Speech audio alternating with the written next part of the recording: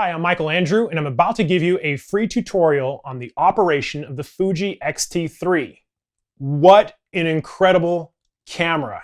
At the time of this recording, in terms of focusing systems, it's the best that I've seen on a mirrorless camera. I'm very impressed with it. 4K 60 frames per second video. We can do 10-bit 422 external. There's a lot of amazing things about the camera, very powerful. And for the price, $1,500, it's crazy, right? All this said, before we get into the tutorial, I want to emphasize that this is not the most important photography tool in your arsenal. The most important photography tool that you have is between your two ears. It's right here. Oh, and by the way, I know some of you are coming from other systems. If you'd like to get into the tutorial, check the table of contents below. We've linked everything out. But for the beginning and intermediate photographers, I want to talk to you guys just a little bit because the operation of a camera is a very low level of shooting, okay? I know that sounds terrible. It's a very small piece of the pie. And if you want to take consistently great images, there's probably 6 or 7 other things you're going to need to learn. The reason why I'm going through the trouble of telling you the story of how I got started was 15 years ago. I had a Canon 10D. And when I bought it, I was so frustrated. I wanted to take it and throw it through a wall. And I remember thinking how I could see in my mind what I wanted to make, but I couldn't translate it over to the camera. This is where the source of my frustration was coming from. So 2 years after of trial and error, I eventually figured it out and started really enjoying photography. So the warning I'm giving to you guys, the beginning and intermediate photographers, is don't get frustrated. Okay, I've been there. I know how it feels. And something that I wanted at the time, I was thinking, why doesn't somebody just make a course that has everything all in one place? The photography basics, the composition, the lighting, the digital basics, the menu systems, the video shooting. Where's the real world shooting? Put it all in one place so somebody could sit down and learn their camera in a few hours, not 2 years of trial and error. And that's how I began my career as a photography instructor. So what you're about to learn is just the operation of the camera, but I always emphasize learn to use your mind. Learn to see the image in your mind before you go and take it. That's a much higher level of shooting. And then the tools that you learn, you're going to start tweaking things to get that image the way you saw it. A lot of people don't know this. Tesla pre-visualized alternating current motors before he made them. He did it over and over and over again until he made it. So there's a tremendous power there. And what I'm trying to do is to give you a disclaimer that we can talk about the operation of the camera, but this is a very small piece of the puzzle. So the good news is the XT3 crash course will be out in a couple weeks. I'll put the link in the description. There's a lot of information in there, and pretty sure you'll mostly have your camera mastered after watching it maybe twice. Okay, I'm very confident in that. 2 other resources I want to give you guys if you're a beginner or an intermediate. Check out Tony Northrup's stunning digital photography book. Tony's a friend of mine, but he did not ask me to say this. He's never asked me to promote his products anytime. I went out and bought his book with my own money, and I looked at it, and I was just thinking, this is a great resource. It's not specific to the XT3, but it has so much great information that once you become fluent, there's a lot of tools in there that will help you really excel. A third resource I want to give you guys is my new course on the concepts of photography, which deal with the discovery of the photography concepts. See, I can tell you what they are. It's far better if you discover it on your own and you own it. You'll remember it faster. And so I made a course that anybody in the world can watch, no matter what language they're speaking, because there's no languages written or spoken in the whole course. So with that in mind, I'll put those links in the description. Let's get on with the tutorial. First, let's familiarize ourselves with all the external buttons and controls of the Fuji XT3. This is the shutter button, which has a rotating power switch around it. Obviously, this has to be on for the camera to work. The shutter button itself has 2 phases. The first is a halfway depression, and the second is a full depression, which will actually take the picture. Getting a feel for where that halfway shutter depression point is will allow you to get focus lock without accidentally taking the picture, and this will prove useful throughout your photography career.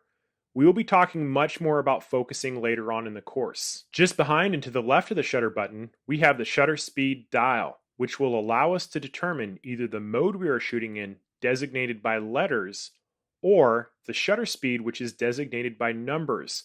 I'll be talking about this in much greater detail in the modes and exposure lessons. You will also notice the locking center post in the middle of the shutter speed dial. Pushing it into the down position will prevent it from rotating, and pushing it again will unlock it. At the base of the shutter speed dial is the metering mode dial, which can be changed by pushing on the notched grip you will find at the front base of the shutter speed dial. Most Fuji lenses have an aperture control ring which allow us to physically dial in the aperture we want either in the manual mode or aperture priority mode. The red A stands for automatic aperture, which is used in program or shutter priority mode, and the camera will decide the aperture in those cases. On the far top left of the camera, we have the sensitivity dial, which controls our ISO. The letters determine high, low, and automatic ISO. It too has a central locking post, and the base of this control determines the drive dial, which is what the camera does after a full shutter button depression. It may be video recording, multiple or single frames.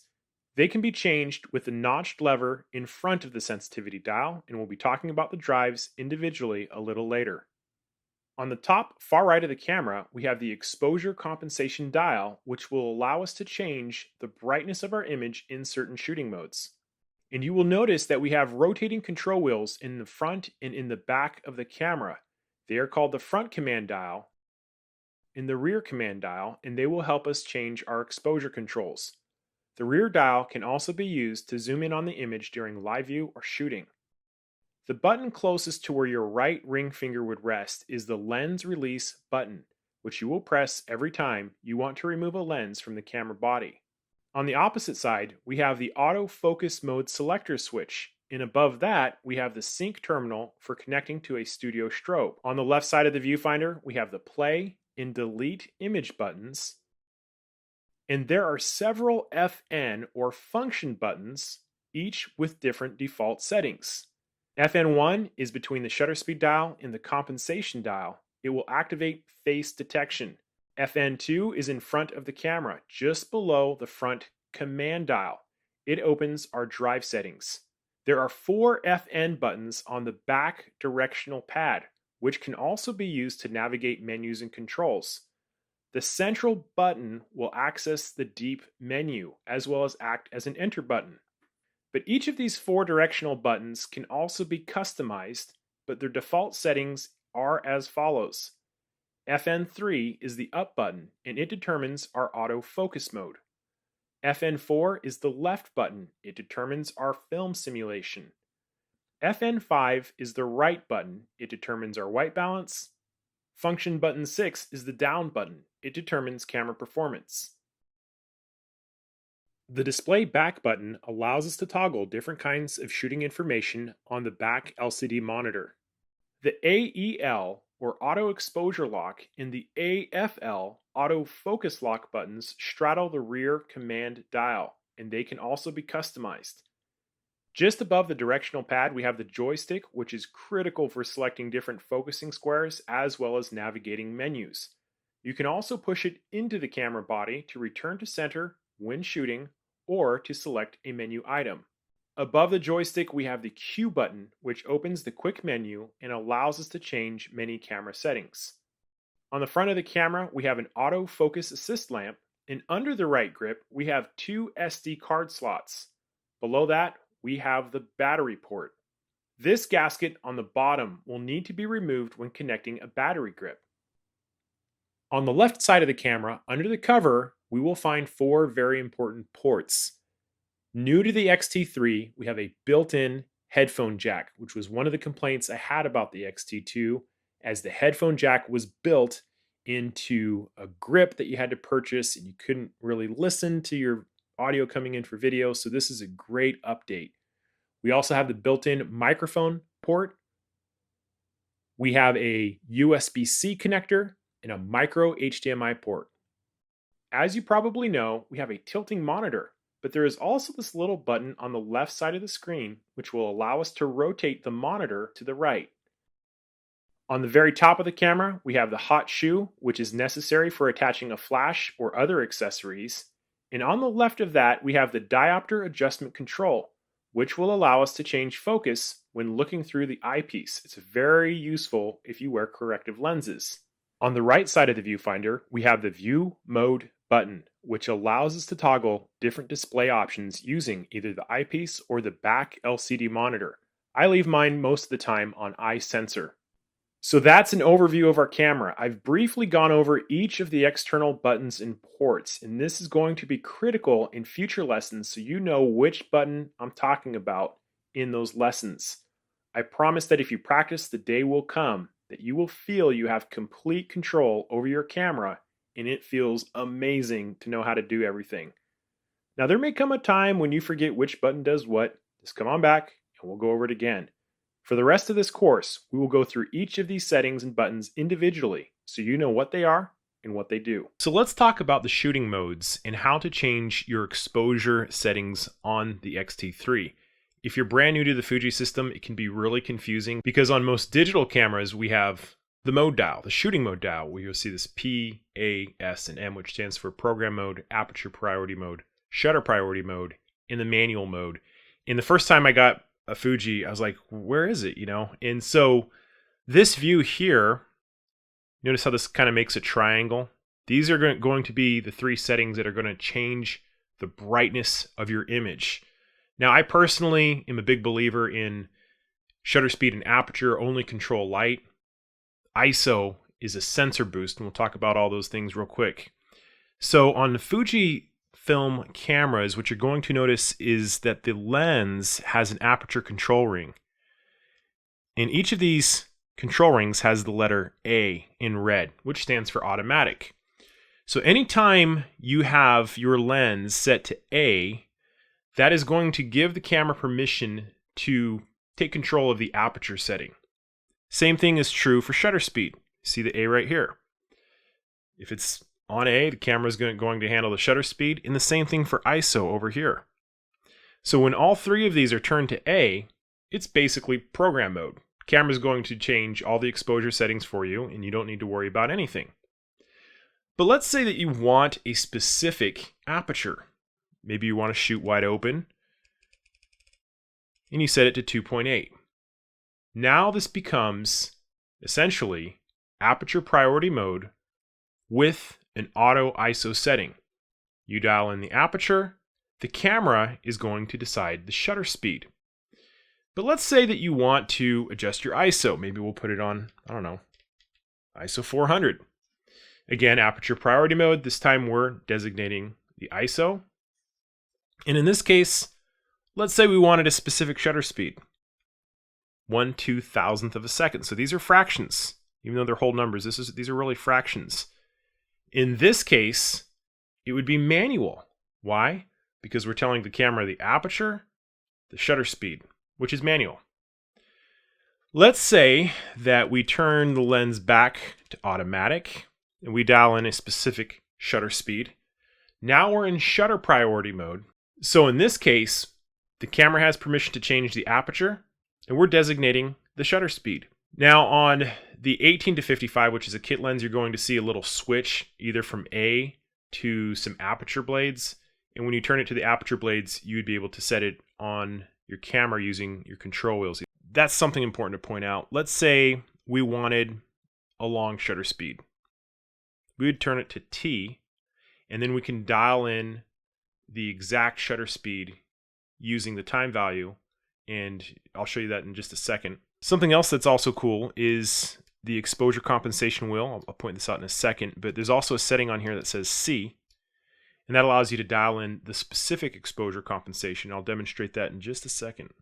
B stands for bulb, which basically means that when you push the shutter button down, the shutter is going to open, and then when you release it, it's going to close. Maybe we can listen to this real quick.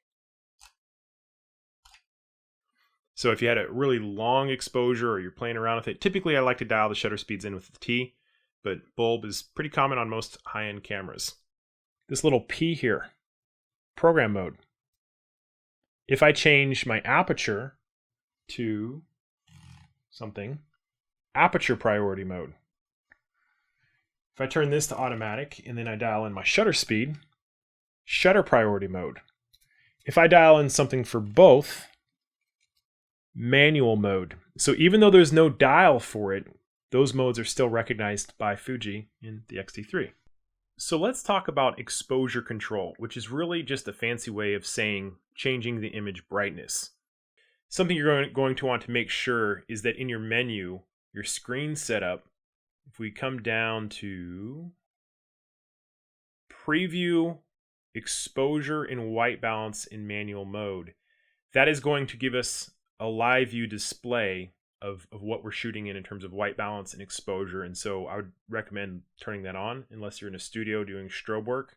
So the short answer on this, and if you don't have your camera, go ahead and grab it and follow along. If you're a brand new photographer to a Fuji system, what I recommend is learning in aperture priority mode. And what this means is you're going to set your aperture. I have it at 2.8 on my ring dial, and I have the shutter speed dial turned to A for automatic. I also think it's a good idea to get in the habit of determining your own ISO. And something you're going to notice on the back here is that when you dial in a specific setting for shutter speed or aperture, it turns blue.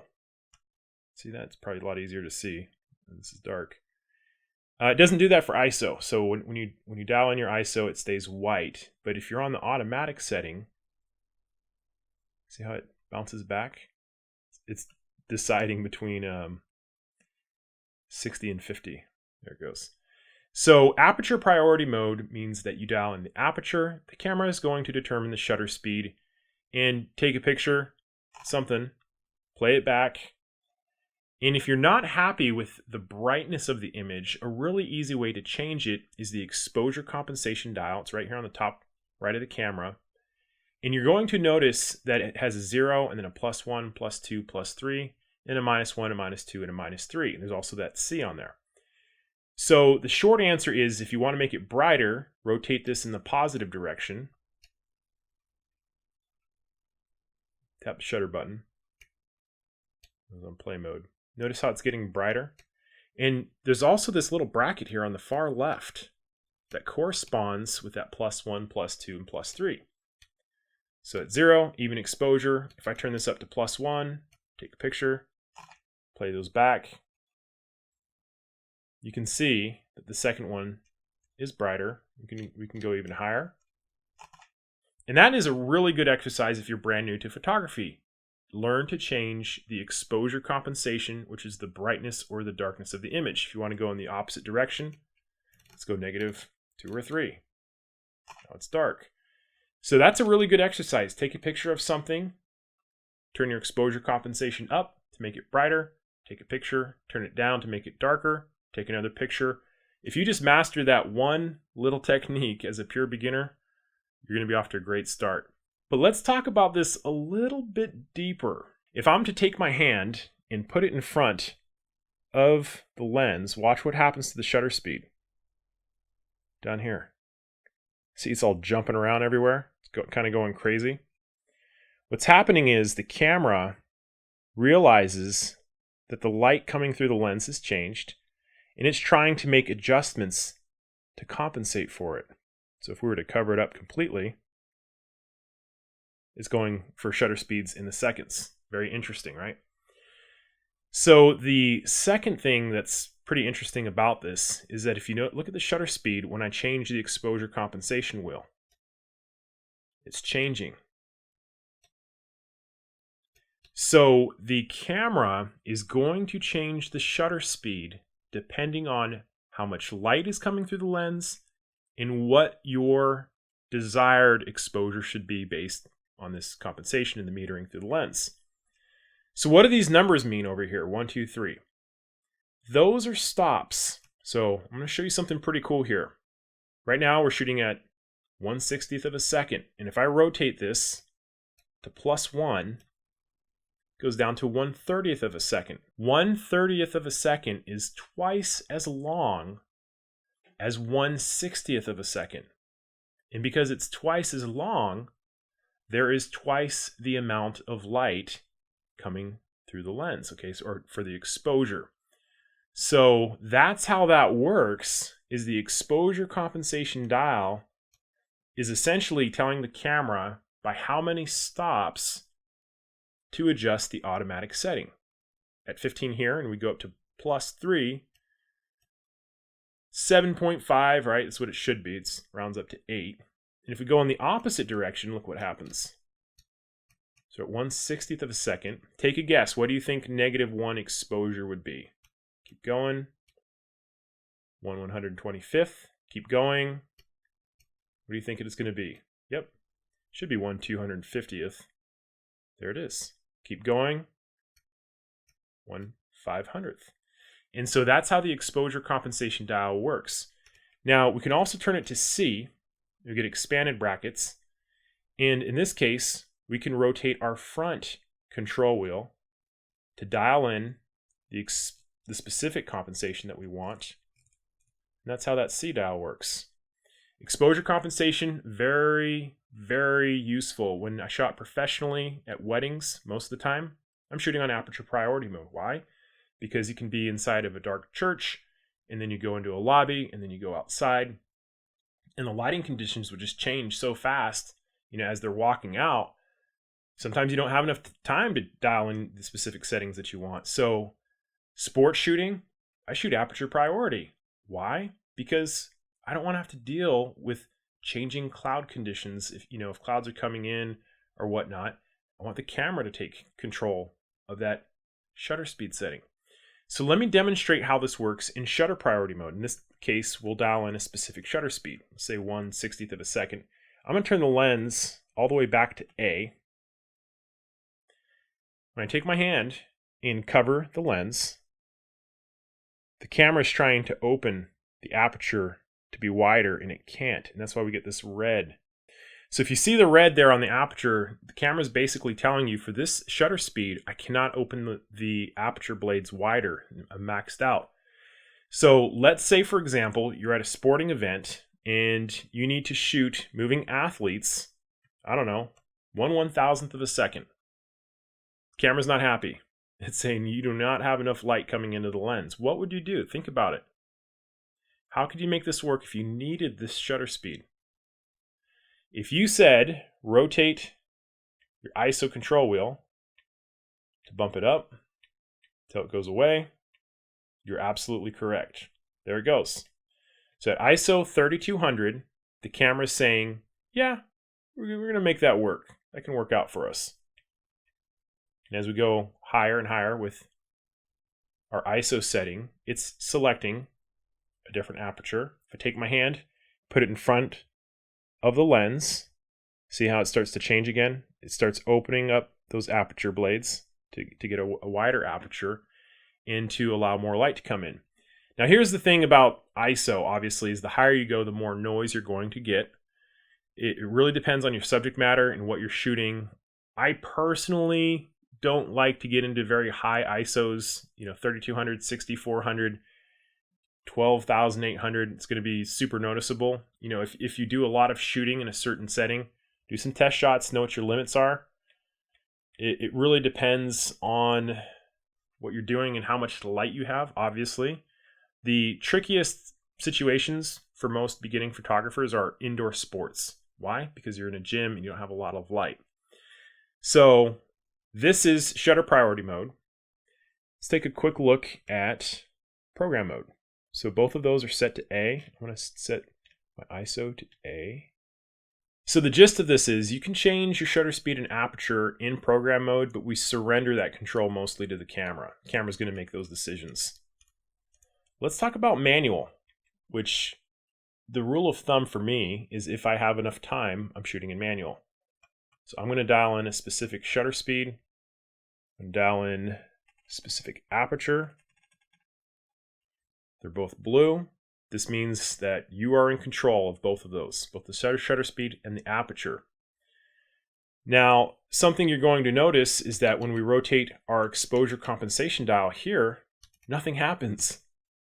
And so what this means is that exposure compensation only works when you have your shutter speed or your aperture set to A. It's not going to do anything in manual mode because manual is you're dialing in everything specifically. That's how it works. Something I also want to kind of point out is that you notice the screen was dimming as we're going through these exercises. It would automatically kind of lower exposure. There it is right there. This is a battery saving feature. And if you don't like that, you just turn your performance on. Performance boost mode affects things like your EVF, your LCD, your focusing, things of that nature, where you're telling the camera to obviously boost the performance, and the drawback is that the battery is going to drain a little bit faster. You're going to need 2 or 3 batteries. If you're shooting regularly, I think it would be a mistake not to have 3 batteries minimum, maybe 4. The battery life is okay. It's not great. I've shot worse, you know, with the earlier Sony cameras. Those were absolutely atrocious. But if you're doing a lot of shooting, yeah, you're probably going to need 3 or 4 batteries. And I personally buy the Fuji brand ones because they last longer. So when you first turn your camera on, you're going to get a prompt to maybe sync with your smartphone, and I would recommend doing it. So you're going to have to download the Fuji Camera Remote app. Download that from the Apple Store or the Google Play Store, and it should ask you to update the firmware if this is a brand new camera. The firmware that originally came on the first production set 1.00, there were some issues, and they've created a firmware update that fixes those issues, and they're trying to get you to install it right off the bat, and I would definitely recommend doing that. Something else that you're going to want to do is to come into your settings, and you're going to go to the button and dial setting, come down to page 3, right? Because it makes so much sense. That's where it's going to be. Go to your touch screen setting and turn this to on. By default, it's going to be turned off. And so what would happen is you would try to use the touch screen and it's not going to work. It's kind of a pain. If we have enough time later on at the end of the video, I will show you how to sync your Wi-Fi up. If it breaks again, it's pretty straightforward, pretty easy, but you need to have the app on your smartphone in order for that to work. Something you should get in the habit of doing is pushing the back display button. This is going to toggle different sets of information on your rear monitor. So as you push this, watch, so we lose some. We have some shooting information, our quick menu. Get into the habit of toggling through that. It's going to allow you to find different sets of information. And I kind of want to go through them real quick so you guys know what we're talking about here.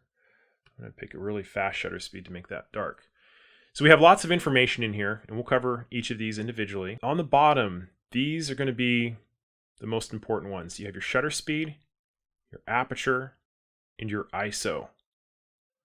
We're in manual focus. We have our performance boost battery. We have our dynamic range. We have our touch autofocus setting. We have the size of the images that we're shooting, the number of shots remaining, our Bluetooth signal, and we have our exposure compensation bar. Obviously, the square is where we are focusing. So let's talk about some of the nuances of the new touch screen, which is a huge improvement, in my opinion, over the XT2. You're going to notice in the top right-hand corner, this little switch that says off, there's a little finger pointed up, is that as you toggle that, it's going to give you different sets of controls for touch monitor focusing. So if it says shot and you tap on the screen, it's going to focus and actually take the picture. If it says AF touch, and it's going to focus on that area, but it's not going to take the picture. And this is indicated with a little green indicator right here. If you tap on it and it says area, that simply is changing the focusing square. It's kind of hard to see because I have it on a white background. There it is. But as you move it around, and then you would push the shutter button halfway down to engage focusing, all the way down, take the picture. The green box means it's in focus. And so This is super handy for changing the focusing square. On the XT2, it was mostly through the joystick, which is kind of tedious, kind of a pain in the butt. But remember now that you have different sets of touch focusing. So if you wanted to actually shoot the image, focus. Oh, did you see that? You see how the display changed right there? I'm going to show you that in just a second. That was also kind of confusing the first time, but I kind of like the area. That's just one man's opinion. Let's brighten this up a little bit. So let me show you what just happened there with the touch screen. There are 4 built-in controls to the touch monitor by flicking in different directions. So if you flick up, it's going to give you a histogram. So the merge and then red, green, and blue. And if you want to turn this off, you're just going to flick up again. Now in the book, it says to do it from the center. And what I've noticed is it's a little finicky. If you flick to the left, see that? Sports Finder mode on, and we get a little crop box. So we're shooting at a crop of 1.25x. And to turn it off, we'd go in the same direction. Go down, there's our level. Go down again, it's off. To the right, we get a large view for our exposure settings. Some people prefer this. Get small again.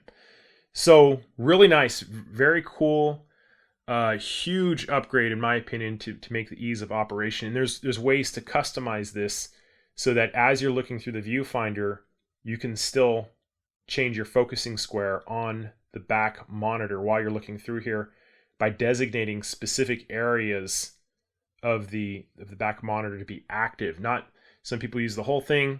The problem is as you're looking through, sometimes your nose will touch, or parts of your face will touch, and hopefully I'll have enough time to demonstrate that. So let's talk about the camera's focusing systems. It can be very complex, very confusing. The easiest way I like to teach it is the how, the when, and the where the camera focuses. If you think of it in those terms, this is going to be simple. How does the camera focus? Most modern cameras focus when you push a shutter button halfway down. We have an audio beep. We have a green box. It's designating focus. Down here, you see this AFS. We'll talk about that in a second. You see this green dot. Those are all indicators saying the camera is focusing. Push it down all the way. Camera takes the picture. Pretty straightforward. So how do we focus? Halfway shutter button depression. And if you don't have your camera, go ahead and grab it. Follow along. So the next question is the when. Whether it's a one-time focus or whether this is a continuous repetitive focus.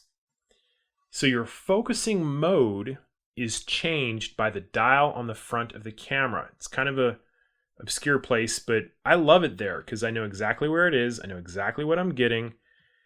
And AFS stands for Auto Focus Single. One time. This is great for subjects that do not move. So if you have a cooperating human, somebody a little older, AFS. Why? Because you can say, hold still, get a focus lock on them, take the picture. Not as good for kids who move around or moving, birds in flight, things of that nature. And the reason is that when you push a shutter button halfway down and you hold it halfway down, the focusing is not going to change. In fact, I can move the camera around and that focus is going to remain locked, at all times. This can be really handy for recomposing. So a very common technique with autofocus single is to get a focusing lock, and while holding the shutter button down, you could recompose your subject, push it down all the way, and take the picture. For most cameras, that's how it's done. Why? Because you have a limited number of focusing squares in the viewfinder. But on the XT3, we have focusing squares everywhere. So the need to recompose, there might be some instances, but it's not because you don't have enough focusing squares. If you push the joystick into the camera,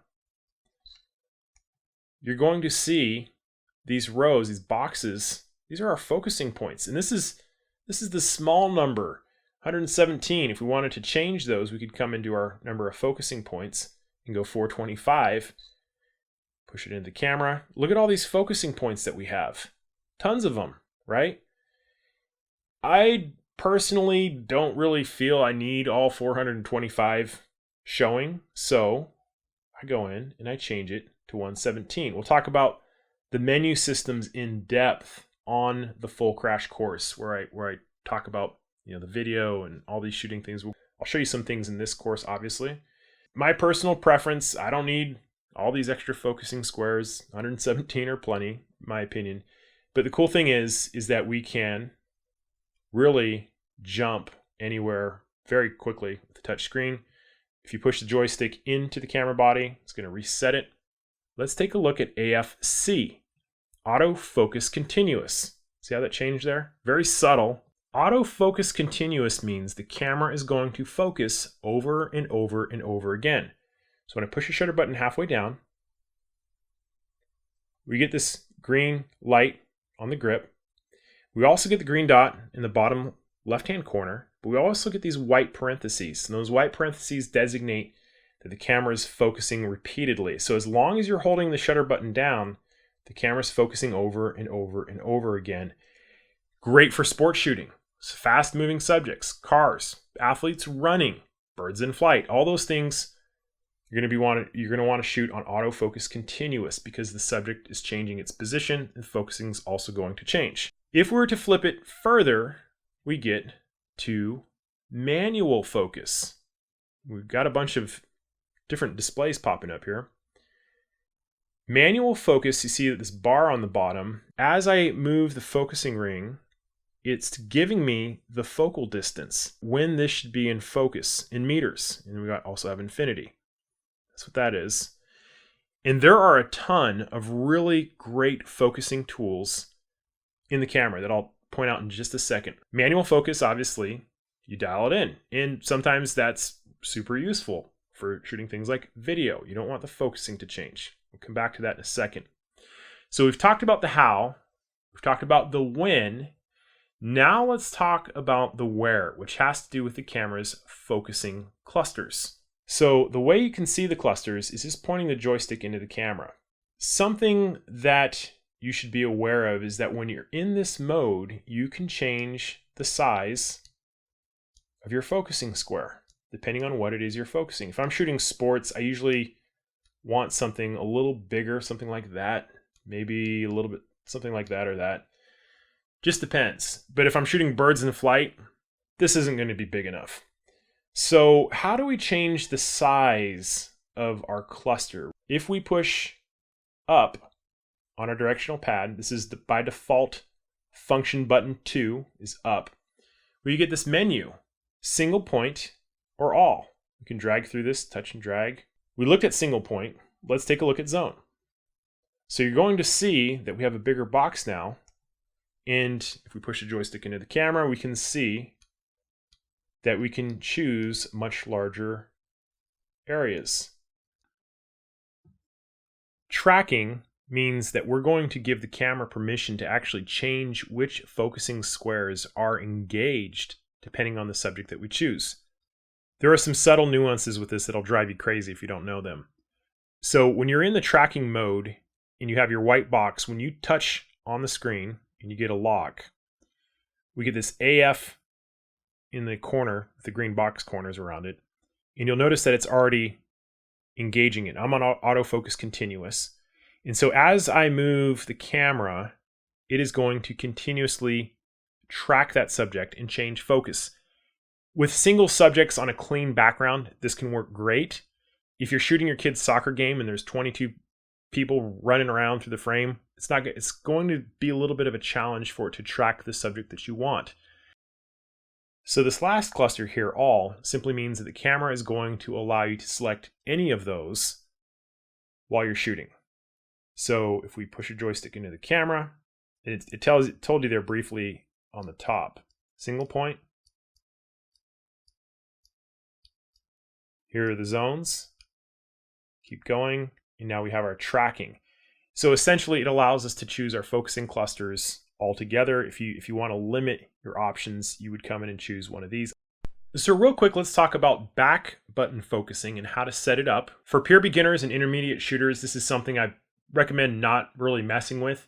As you shoot more and more sports, this is something you're probably going to take a look at. Most really high-end sports shooters use back button focusing.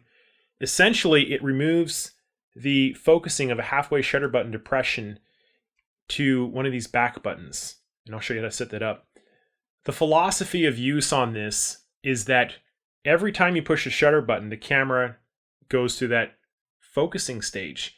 And in some cases with sports, you might have an athlete who's running and stopping and running and stopping, and you don't want the camera to refocus when you take the picture. You want to separate the shutter release from the focusing.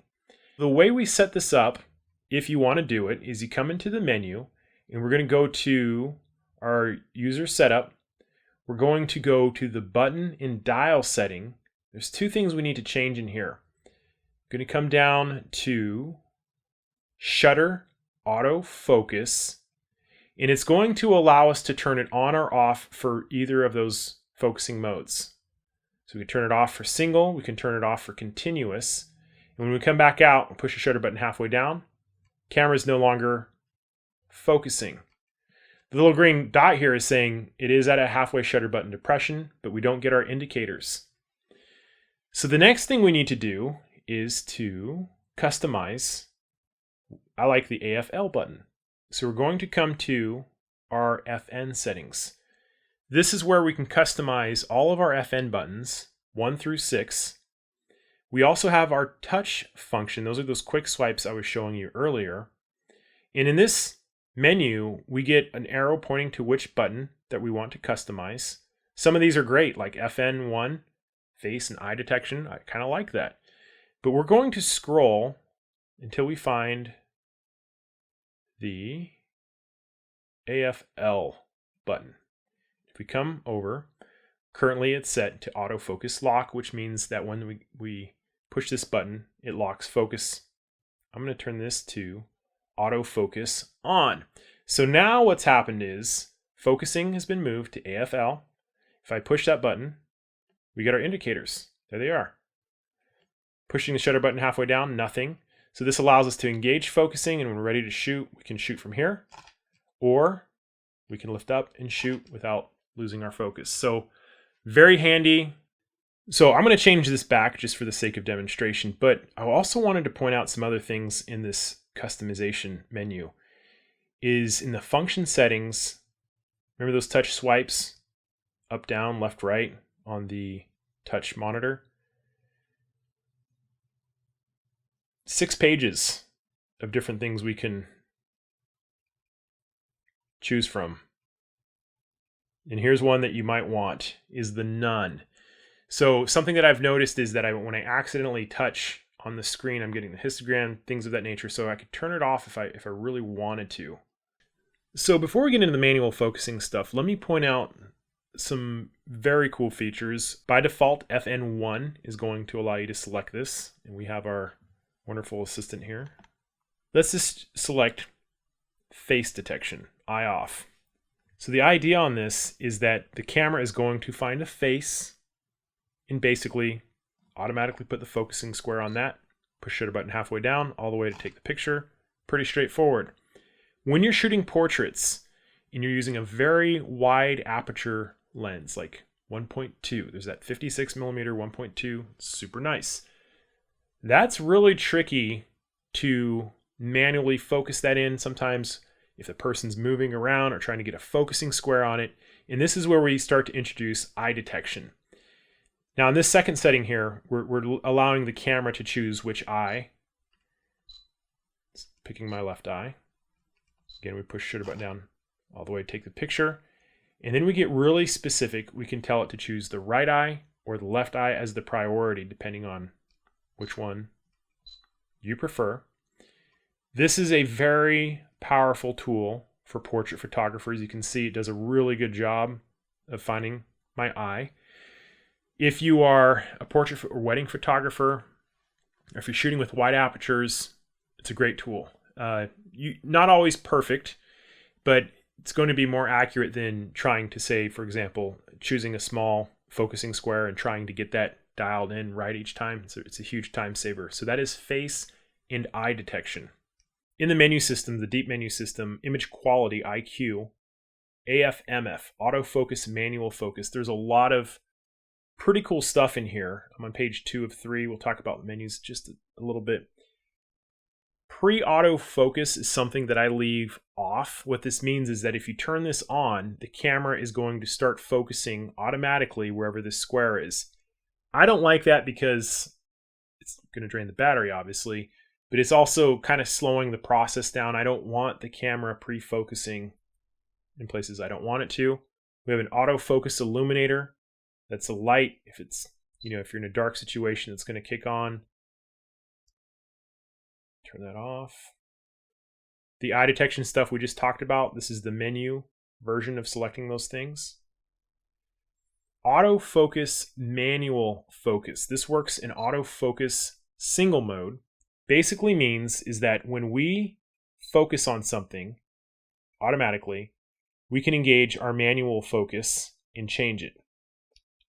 Oh, did you guys see what I just did there? A lot of people don't know that. Is that this back button, if you push it into the camera body, it's going to do a quick zoom. So check that out. Very handy when you're shooting video. If I get a focus lock and lift my finger up and rotate the ring, nothing happens. Push and hold it down and rotate, and then I can dial in manual focus. Very nice. The manual focus assists. Now, if you are in manual focus, that's one way to get there. This will also work in the mode that we just talked about. So we're engaging this, rotating the wheel. Let me show you a couple cool things. Standard basically means it's off. In my opinion, the one that I like the most is peaking. Peaking is essentially a color highlight over the areas of the highest contrast, which is the assumption is that that's going to be in focus. I like red. That's just one man's opinion. So you'll notice that when this is on, if I'm using that feature I just showed you, we're getting these little red highlights on the edges in my eyes. And that's supposedly telling you it's going to be in focus. For the most part, it's pretty accurate. If you're shooting at a very, very wide aperture, it's not always going to be perfectly accurate. So, I'm always looking for eye sharpness. If we were in the manual mode, if I flip this over to manual, we can see the red peaking already. And we can select different colors. And when focus is lost, we lose the color. It's a great tool. Let's take a look at the split image color and then the digital microprism. We'll go with color for now, or we can go with monochrome. This is going to essentially put a little box, and you can see that there's 4 horizontal strips in there. Hard to see, but what I'm going to do is punch in so you can see this, and I'm going to move this out of focus. And I want you to take a look right here on the edge. So on these vertical lines, you can see that that line is not straight. It's broken up. So on this, the split screen, you're looking for the point to when that line merges and it becomes straight. There it is. And that's a way that you can tell if this is in focus or not, is that the vertical lines are going to line up. We can take this a step further and we can go with digital microprism, and we get this simulated microprism, which is also very cool. I'm going to push in to the camera with this back rotating wheel, and I'm going to mess this up. And what you'll notice is that we get the same thing, except now we get it in both directions. So for vertical and horizontal lines, it's the same basic idea. We're looking for the point, and when that line, see it's all jagged, it's almost serrated right now. We're looking for the point at when that line becomes straight again. And that is, it appears to be a great focusing tool for manual focusing. Focus check right here. I kind of like it. Might drive you crazy. Basically means that anytime you are in manual focus and you start to rotate your focusing ring, it's going to punch in. It's essentially the same as pushing this into the camera, except it's automating it to the focusing ring, and that will work with the AF+MF on. So if we get autofocus, let's go to AFS. So get that, and I rotate the ring. See how it punches in? Very fast, very nice. And a lot of these features can be used in combination. Let's go there. So there's my focus, there's my punch in, there's my peaking, all together. It's very nice. So one last side note on the manual focusing stuff is that make sure you're on manual focus, because you won't see this if you don't. Again, we can toggle through these different screens. Is that when we flip this over to manual focus, we get a new screen that gives us some additional information and tools. We have our focusing distance on the bottom there. It tells us the approximate distance to our subject. We get our exposure bracket, and we also get this punch in zoom here. It's pretty cool. So look at this, is that I get an overview of what I'm shooting. I can see my focusing square in there. It doesn't let me touch it, but we can move it with the joystick. This is one of these instances that the joystick's going to come in handy again. And it's giving me a preview right here, punched in.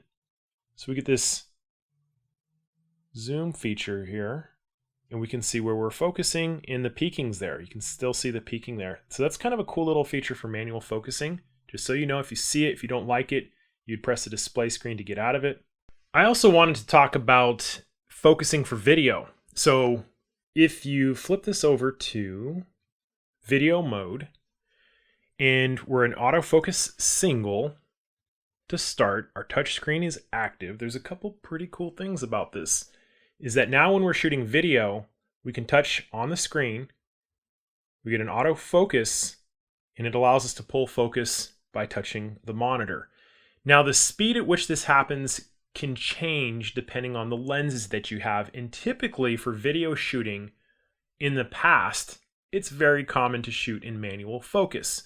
You know, we would flip it over to manual, there's our peaking, great. If we wanted to focus over here, and we'd come in here and we'd, fumble with, basically this until we get it. But now that we have a touch screen and it's very good, I don't know if that's necessary. So we can come back to simply touching on it. And another thing that's cool about this is that if we were in autofocus continuous, is that the camera is going to be focusing over and over and over again, depending on where that square is. So if I come back over here, see how it jumps on focus to my face, back here. So if I'm shooting on a gimbal, and we'll talk about this in the advanced crash course, is that when I'm tracking moving subjects, there are ways to use this and exploit it to your advantage. The continuous focus, or if you want to do a single. So if we go back to AFS, see how I keep toggling the big versus small, and we can't see that. So autofocus single is a one-time focus, very useful. It's a very powerful technique in cinematography, is to pull focus that way. You don't need all these gears and wheels. We can go to autofocus continuous, which means the camera is going to be focusing over and over and over again in that area. Something I need to point out is that we don't have the same focusing clusters when we are on a video mode. So when you're on the video icon, we're given two options. Multi, which essentially is going to let the camera pick the closest subject to you. That's basically how it works. So we move over here. There it goes. It's engaging focus. And I don't really like that mode, to be honest with you. Over here. Stick with the area. Designates exactly where you want it to focus. Very powerful. And again, I'll be showing you some more focusing techniques on the main crash course that I'm selling on my website. Something you'll notice in the menus a lot is you get these things grayed out. And you notice I pressed the menu button and it brought me right into video shooting. So depending on what mode we're in, so if we're on single mode, stills, and I push it, now it's taking me to image quality. If something's grayed out, it basically means that we can't access that feature because we have another setting turned on. But if we come to autofocus, manual focus, and we come to autofocus continuous custom settings, this is going to allow us to change the tracking sensitivity and the speed of the tracking. There's 5 presets, and we have a custom one down here at position 6. The short answer on this is that if you are a pure beginner and you're just learning your camera, leave it on set 1, maybe set 2, get comfortable changing your focusing squares, things of that nature. It's going to have a bigger impact. If you do a lot of high-end sports shooting, you're going to want to play with this a little bit. I test, if I'm shooting a new subject matter, I will test it and I'll go back and I'll look at the images and I'll count them to make sure that this is what I want to work with when I go out and do the epic shootouts. This is something I'll spend a lot of time setting up beforehand. So if you were to come in and change these settings, let's take a look at them real quick. Tracking sensitivity has to do with the positional of the focusing plane. So whether it's behind or in front of. If you want this to happen quickly, you would turn this down towards 0. It's very fast. If you want it to be less quick to change, you would turn it to 3 or 4. 2 is the default. Speed tracking sensitivity has to do with changes in acceleration or deceleration. So if your subject is moving steadily, it kind of gives you a preview, you would have it lower. If you have a fast moving subject that changes rapidly, you would turn that up. Again, this is something you're going to want to test out. Zone area switching has to do with when we're using a zone auto-focusing square. Something, remember those bigger zones we were choosing? Essentially, center means that it's going to prioritize focusing towards the center of that zone, whereas the front is going to prioritize on subject matter closest to the camera. Auto is basically the camera is going to be given the ability to switch. It starts at center, and as it moves to the front, then it would change. So let's talk about white balance. And every time I talk about white balance on YouTube, I get tons of emails from people who are angry with me about something I'm about to say. Our eyes are amazing. Seriously, they're incredible. And we see light automatically in different temperatures of light. So we don't really notice it as humans. We're indoors and we're under fluorescent lights, and then we walk outside. Very hard to notice this, but camera sensors don't have this ability. They're not quite as precise in seeing different temperatures of light change. So what happens is, oh, and by the way, we're going to go push on the right side of the directional pad to pull up our white balance menu, is that if you have your camera setting on the wrong setting, you'd see something like this. Everything's going to be yellow, or everything's going to be a bluish or a purplish tone, and you'll be like, what is going on? Okay, so if you're seeing these hues in your pictures, either very, very blue or very, very yellow, this is a white balance problem. The short answer is, if you are a pure beginner, you're going to probably want to start off on auto. Auto does a decent job most of the time. When you start seeing these different shades, you're going to want to come down to one of these other icons. So we have a daylight icon, we have a cloud cover icon, we have different fluorescent lights, we have incandescent light, see how blue it is? And we have underwater, okay? So that's the short answer. The long answer is that different types of light sources produce different colors of light. And that's why our cameras are being affected. And these are referred to as Kelvin temperatures, and they can scale typically anywhere from 2,500 to 10,000, okay? Now this is the thing that pisses everybody off, is when I say the lower temperatures are more yellow. Okay, the cooler temperatures are going to have an orange hue. So if we're talking about something like candle light, candles are very yellow. That is a very low Kelvin temperature, 2,500, 2,800 temperature. And as you go higher and higher up on the Kelvin scale, that light becomes more and more blue. Okay, so the very, very hot temperatures in terms of the Kelvin scale, up in the 9,000, 10,000, that's going to be a very blue light. Okay, if you really want to get into the science of it, the way it works is scientists have a theoretical object that's called a black body, that when that black body is heated to specific Kelvin temperatures, it radiates a certain wavelength of light. That is how Kelvin temperatures measure white balance. And Kelvin is an actual temperature, okay? So the confusion comes in is when I say lower temperatures are very warm colors, okay? But they're cooler Kelvin temperatures. And so this is where the confusion comes in, is because when we see a very yellow image, sometimes we say that's a very hot looking image, and the blue light looks more cool because it's like ice, okay? Even though that's a higher Kelvin temperature. So if you can make the distinction between the Kelvin temperature being warm or cool versus the appearance of the image being warm or cool, you're going to be correct. If you don't know what you're talking about, you're just going to say, oh, that's hot, or oh, that's cool. And so when I say candlelight at 2500 K is a cooler Kelvin temperature, people freak out. No, it's warm, it's warm. And so both definitions are correct. So that's where the confusion comes in. And to take this a step further, we have a Kelvin temperature setting here. You can even see it. So Kelvin 10,000 K. Now you're looking at this and you're like, Michael, you don't know what you're talking about. Look how orange it is. That's right.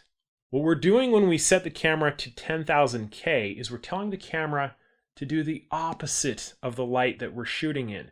So if we're shooting in Kelvin 10,000 K, it's going to be very, very blue. And this would offset that blue color. So this is why I like to talk about the philosophy of use on something like the crash course, where I can get into these like really nitty-gritty details instead of just saying, oh, just change it to the icon that you're shooting in. And I believe my students have a deeper understanding because we talk about these things. So as you'll notice, we come in here and we can start turning the temperature down. It's basically we're telling the camera what temperature we're shooting in. Okay, so if we're shooting in candlelight that's very, very yellow, and I continue to turn this down, the opposite effect is going to be a very blue light. The camera is trying to compensate for the cooler Kelvin temperatures, the lower temperatures, maybe that's what I should say. It's orange, so it's going to counteract it with blue. So that's the Kelvin scale, and there's some other great tools in here. Something that you're going to notice is that we have these little arrows pointing to the right. White balance shift allows us to shift the color tone in specific directions. So if you notice something a little funky, if you're in a mixed lighting condition, this can help correct it. I rarely use this at all. Okay, this is something I don't use a lot of.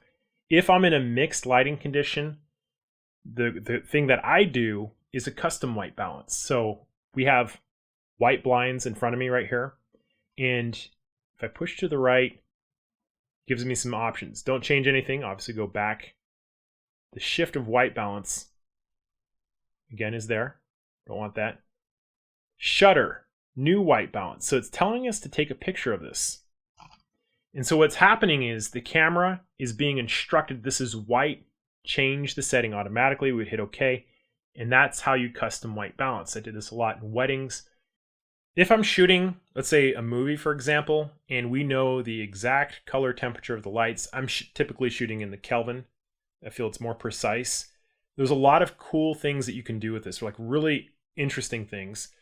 Daylight is considered to be around 5600 K. It's the widest of all the temperatures, okay? And as you go down, obviously, again, this is going to be like candlelight. It's going to be more yellowish. So something cool that you can do is, let's say we're shooting in incandescent light, 3200, for example. And those can range and fluctuate a little bit. So if we shoot at 3200, and this would be white in that incandescent light, remember that the higher Kelvin temperatures are more blue. So what this means is that if you were shooting interior and you wanted to make it look like it was nighttime, you would use tungsten lights indoor, so it'd all be white, and then you would bring daylight balanced lights into the windows and they would look blue. And that's how moonlight is faked a lot, is shooting between, incandescent light and daylight balanced lights. Okay, so there's a lot of very cool little tricks like that. We'll talk a little bit about that when we're shooting the video stuff on the crash course. So that's a quick overview of white balance, including the philosophy of use and a lot of the ideas behind it. So let's talk about some of the things that the touchscreen can and cannot do for us. For example, if we are playing an image back and we wanted to zoom in, obviously it's just like a smartphone, zoom in or out. We can swipe left or right to check out our images. If we continue to swipe down, we can zoom out. So very nice. Obviously for the focusing squares, it's great.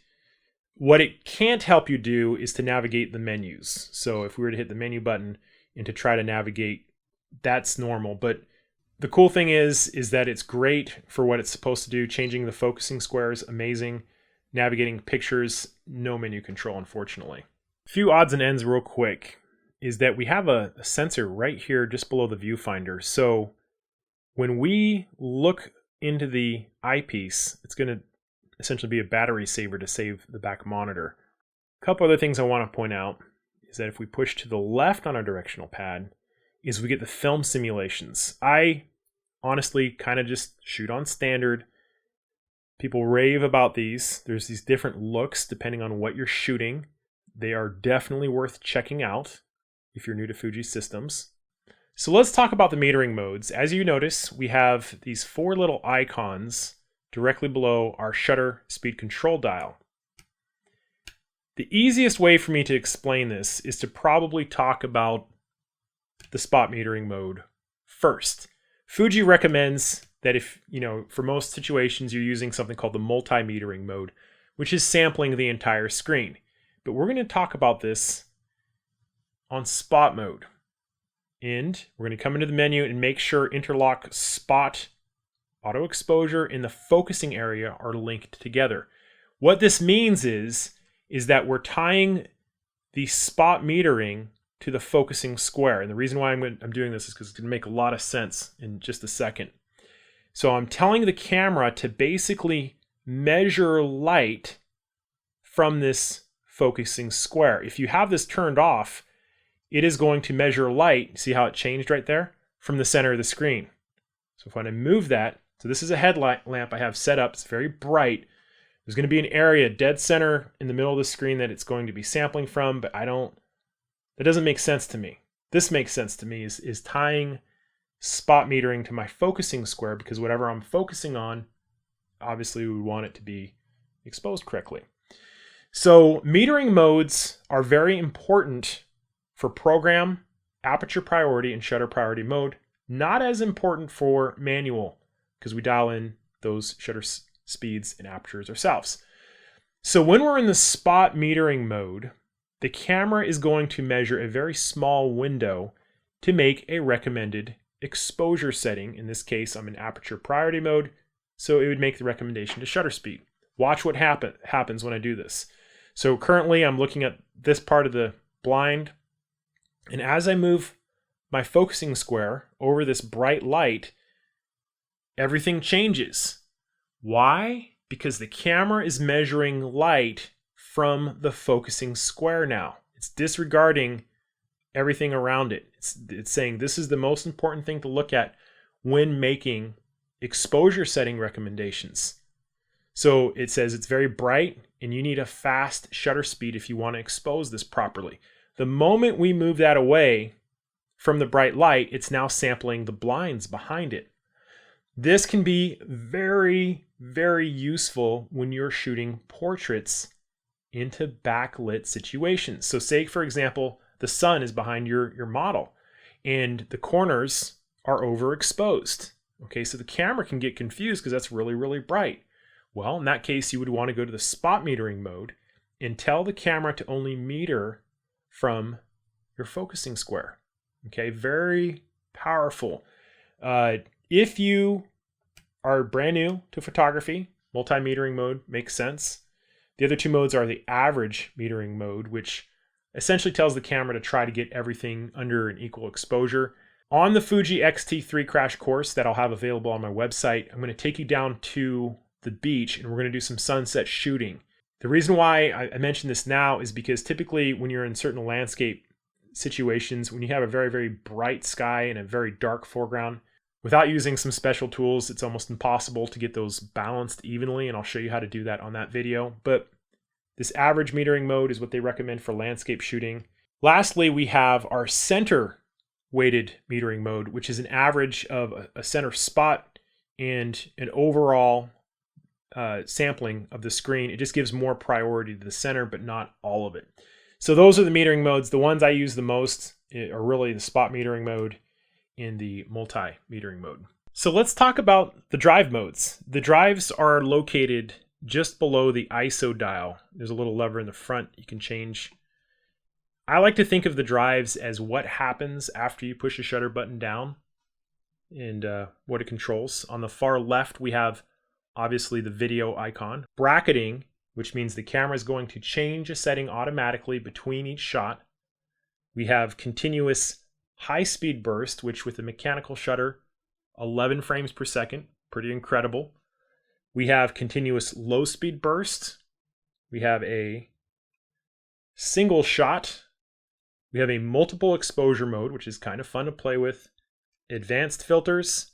So panorama mode, shooting from left to right. If you want to change the direction, you would push to the right of the directional pad. If we can go from right to left, up to down. I use panorama mode more than I expected to. For example, I shoot with a 16-55 lens a lot, and sometimes I want to get a wide angle shot that I just don't have the lens for. So in those situations, I use panorama. So let's talk about each of these. We'll briefly cover the video in just a moment, but let's start off with bracketing. So each of these settings, most of them have a control in the menu. When we come into shooting setting, drive setting, bracketing setting. So the first menu item on here is what type of bracketing that we're doing, whether it's auto exposure, ISO, film simulation, white balance, dynamic range, and the focusing bracketing. So it's what the camera is going to bracket, the what. And then it allows us to come in and change some of those individual settings for each of them. So the number of frames and the amount of exposure is the first one. Kind of confusing the first time you see it. The important one over here is by how much are you changing the exposures. Typically 2 to 3 stops, and you'll notice that we get this little bracket on the bottom. Okay, that's telling us that which images would be under or overexposed. So we're going by 2 stops, 3 stops. 2 to 3 is pretty normal, so let's just say 2. So once you have the exposure amount you want it to change, this side is the number of frames. So any number that you see here is how many shots it's taking. So 3, 5, 7, 9. You'll see that it has a plus minus sign, which basically means it's going to be taking images that are overexposed or underexposed. Plus only means only overexposures. Minus means only underexposures. And you'll notice it's not exactly set on 0. I'll show you why in a second. It's because I have my exposure compensation dial turned to plus 2/3. So when it's on 0, that middle exposure lines up on 0. If I rotate it to -3, for example, it'll bracket around the -3, or it'll bracket around +3, just depending on what you're doing. So this question is, do you want all 3 shots to be fired continuously, which typically I do. I don't like touching the camera when it's bracketing, or a single frame at a time, which you'd have to push the shutter button down 3 times. And then the sequence. Do you want an even exposure, overexposure, underexposure, or do you want to change the order? Maybe overexposure. So that's what the 0 means. It's an even exposure, plus is an overexposure, negative is an underexposure. Same thing for ISO bracketing. By how much do you want the ISO to change? Just select +1. Film simulation, you get to designate which of those simulation types you want. White balance, you can change it by how much. And then the focus bracketing, if you guys do macro, how much depth do you want? Continuous high, so if we turn our drive to CH high, you'll notice that it's at 11 frames per second.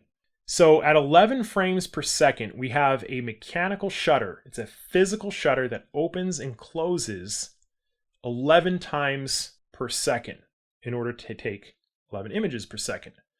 Now, because it's physically moving, that takes a certain amount of battery, power and processing speed. It's limited at 11 frames per second. And if you want to speed that up, we can turn the camera over to an electronic shooting mode and shoot up to 30 frames per second electronically, which is pretty awesome. We get a crop, meaning it's going to punch in, we're going to lose some megapixels.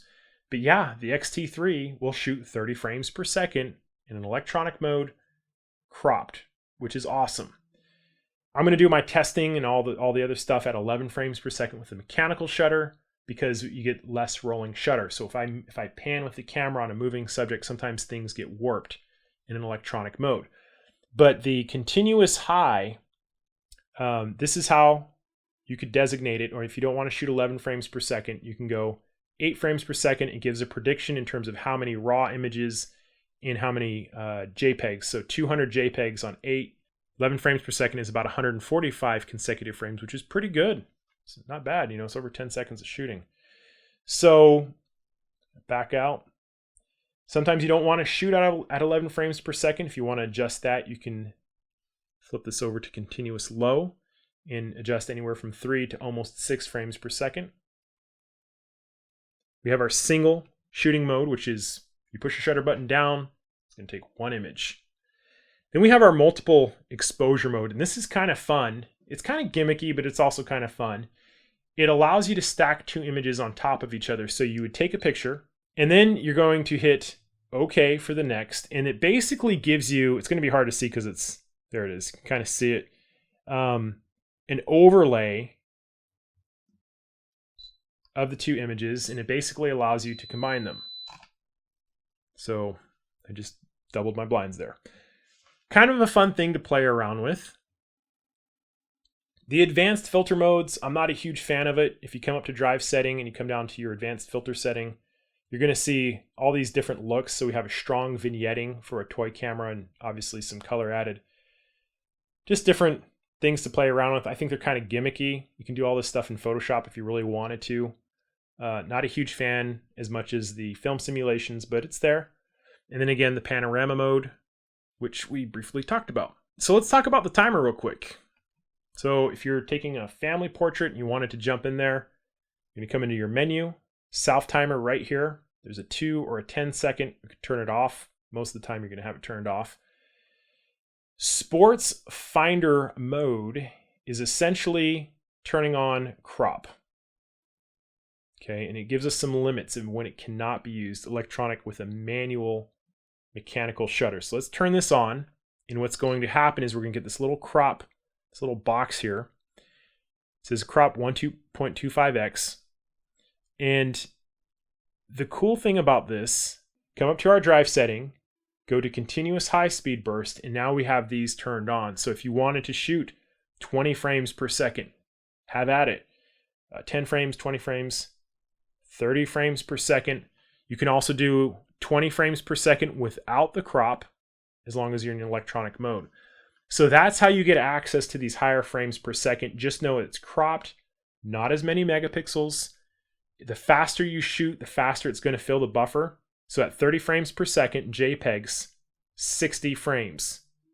Basically means you have 2 seconds of shooting. If you're shooting raw, you're going to get just over a second. You wouldn't even notice it. It's going to go through it pretty fast. Pre-shot electronic shutter.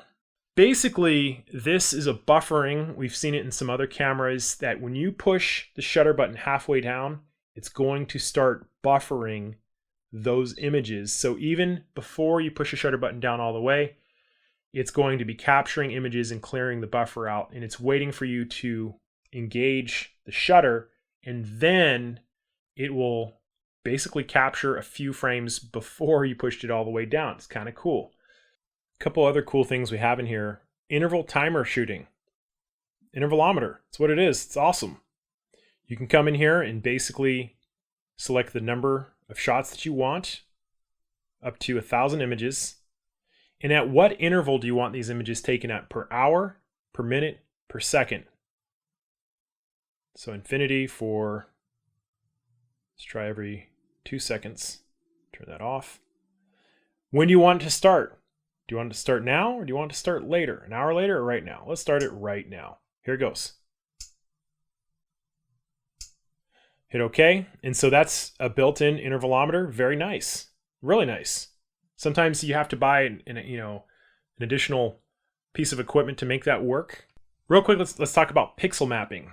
basically means that when you see certain pixels in your images that are bright or inconsistent or colored, it basically means that that has to be reset, and this is going to allow you to do it. Come into pixel mapping. It's going to say, do you want to start it? You can say yes. And in many cases, it's going to reset the hot pixels and it'll clear it. And it happens with other cameras too. In fact, I remember 5D Mark II had a problem. There's a way, there's kind of this hidden secret way to get it to reset, but that's how you do it if you have hot pixels. Let's talk about the deep menu real quick. Obviously, some of these things we're going to talk about in this video. I cover more of this in the crash course. I spent about an hour and 10 or 15 minutes on it. It's a lot of information, but in terms of navigating the menu, you're going to notice that we have these tabs over here on the left. IQ stands for image quality.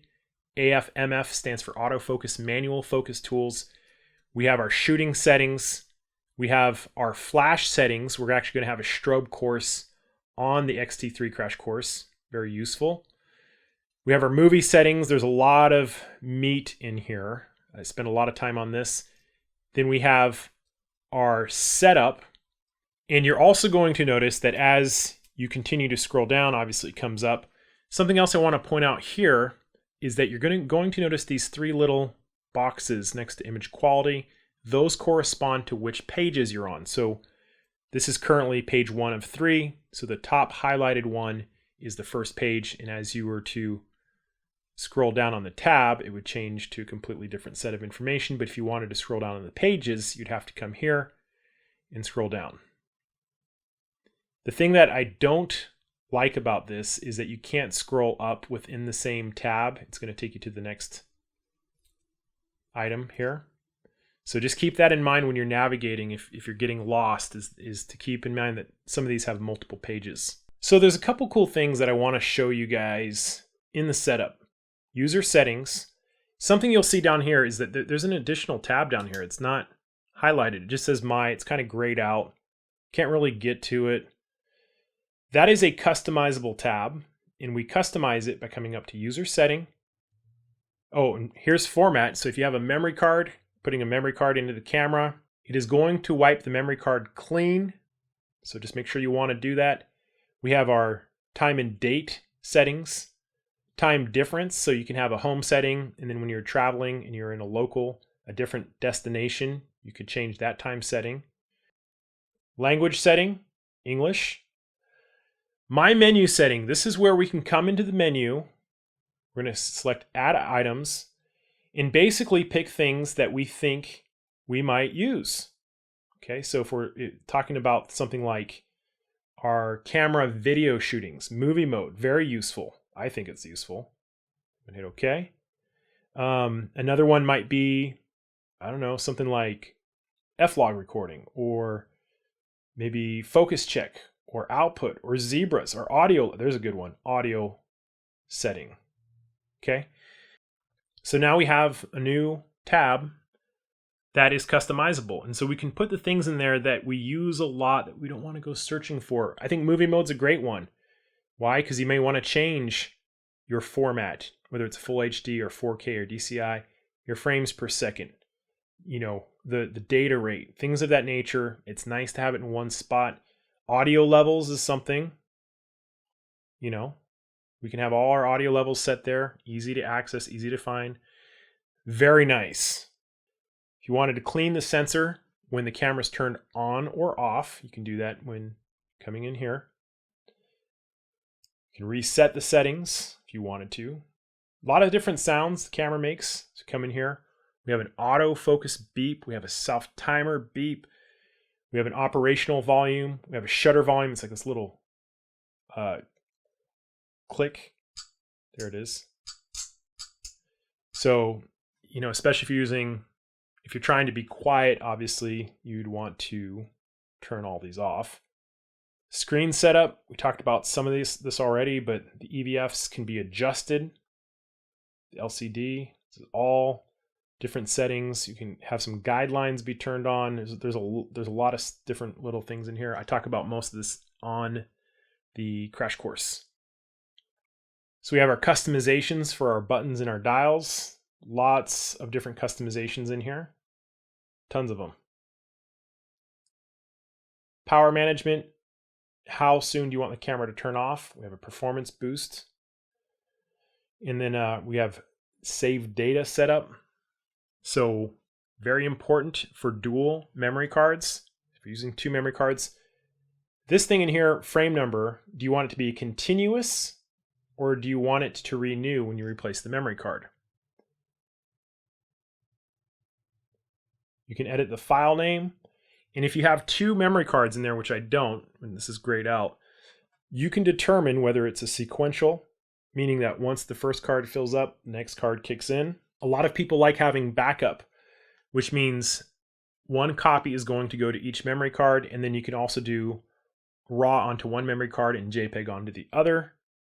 If we had a second card in there, you could even designate 1 for video and 1 for stills. You can select the folder.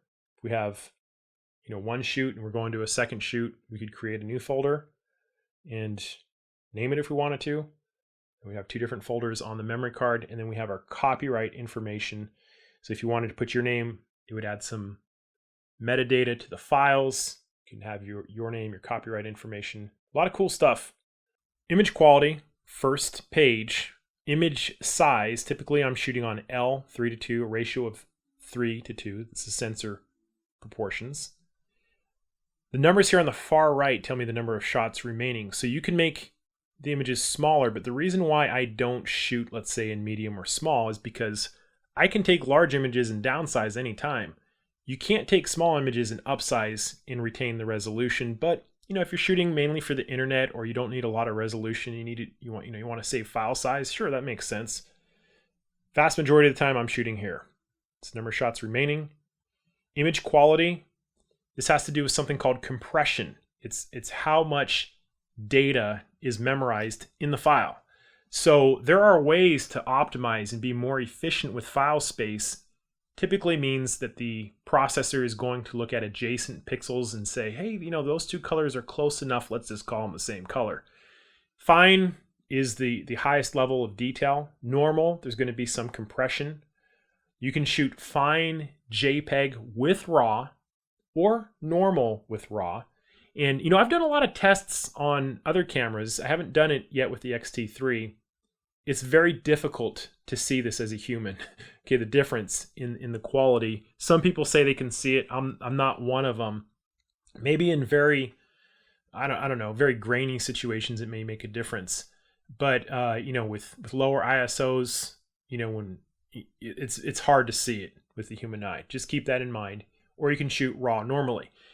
Now, something I have to say about RAW files is the jury is out as of this recording on the best RAW converter for RAW files. This is very important because I think most of us are using Lightroom or Adobe Camera Raw, and in the past that hasn't given the optimal sharpness, for example, for Fuji files. And the reason is the Fuji sensor is very unique. It's called an X-Trans sensor. I did a video on it explaining how it's different. It's extremely unique to Fuji cameras. Many believe far better because of how they build the sensor and removing the optical low pass filter, things of that nature. But because the sensor is unique, we don't have a lot of information about the best RAW converters for it yet. So if I find that information, I'll add it in the description. Just know that probably a good idea to shoot in RAW in JPEG when you first start out. If you have the camera and it's relatively new, just keep that in mind. It's a unique sensor and it's not going to be converted the same as most CMOS sensors. And so there are some programs in the past that are even a little better than Lightroom. So keep that in mind. RAW recording, uncompressed means it's going to be the full size, the full resolution, all the data is going to be in the file. Lossless compressed means there's going to be some saving of space, so to speak, without losing any information. I've tested some of these files on other cameras and some funky things happen. Just depends. For example, when I do my dynamic range test, sometimes in lossless compressed, I see some really weird artifacts on certain Sony cameras. So uncompressed is pretty much full size, full resolution, all the information for the RAW. And lossless compressed is going to be a smaller file size. We have our film simulations. also available using the left directional tab there. Grain effect, I'm not a huge fan of it, but if you wanted to turn this on, it's more of a JPEG thing. Chrome color effect, same thing. White balance we can control from our back menu. The dynamic range setting is how much contrast you want in your images, and for the most part, it's almost always on 100.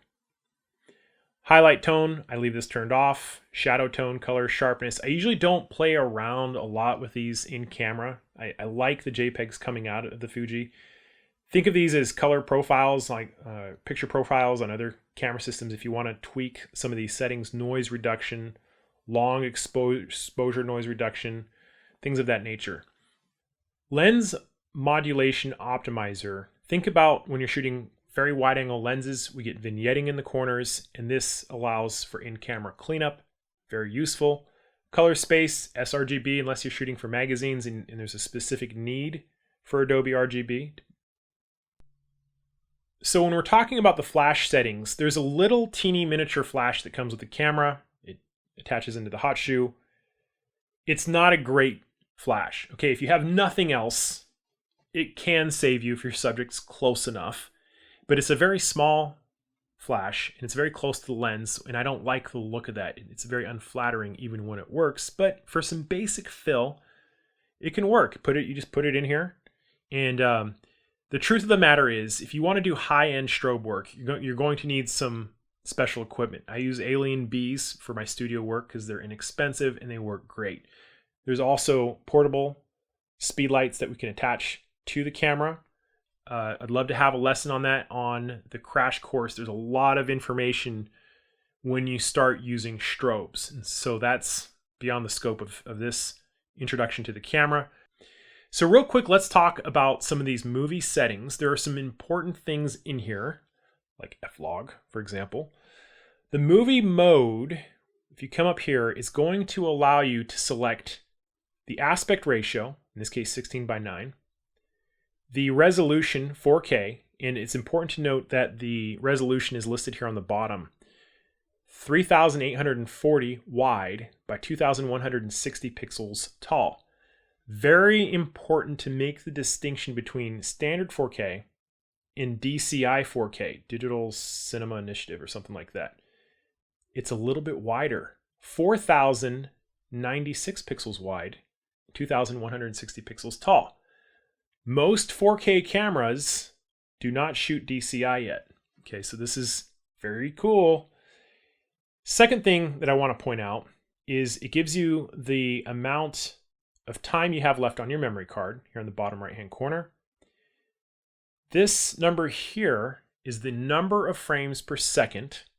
29.97 is the standard for video in the United States. P is progressive scan. Some of the earlier DSLR shot and interlaced drove me crazy. Most cameras now are shooting progressive scan. It's a whole conversation. And we can even shoot 60 frames per second 4K. That's one of the features that's awesome about the XT3 is we have 4K 60 frames per second.